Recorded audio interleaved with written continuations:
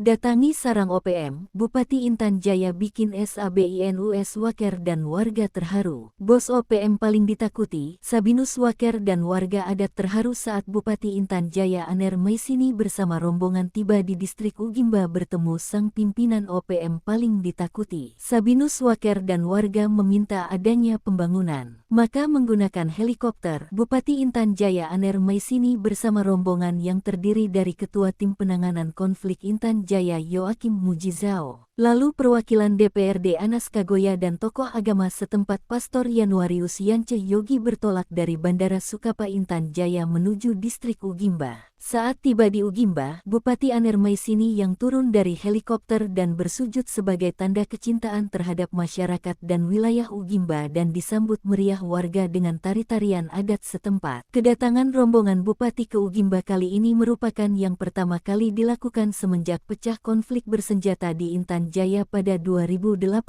lalu. Selain tak memiliki akses jalan darat, wilayah ini menjadi area tertutup dan ditakuti selama bertahun-tahun karena diketahui terdapat kelompok OPM pimpinan Sabinus Waker. Kondisi ini mengakibatkan dalam 10 tahun terakhir, distrik Ugimba tidak terjangkau pembangunan. Kedatangan Bupati Aner Maisini ke distrik Ugimba merupakan jawaban atas permintaan masyarakat dan pimpinan kelompok OPM Sabinus Waker. Menurut Bupati Aner Maisini, kehadiran langsung di distrik Ugimbang merupakan upaya untuk melaksanakan program-program pembangunan sebagai perpanjangan tangan pemerintah Provinsi Papua Tengah dengan pemerintah pusat di wilayah tersebut. Sabinus Waker, pimpinan Kodap 8 Intan Jaya, menyatakan kerinduannya akan perdamaian dan pembangunan di wilayah pedalaman Papua, khususnya Ugimba dan Intan Jaya. Curhat pilunya ini sempat diposting di akun resmi Puspen TNI. Dia mengaku bertobat dan berharap pemerintah membuka akses jalan dari Enarotali dan Intan Jaya ke Ugimba, serta membangun fasilitas pendidikan demi masa depan anak-anak. Sabinus menegaskan keinginannya untuk hidup damai di usia senja dan mengecam pihak-pihak yang menghasut. Diketahui Sabinus sosok paling disegani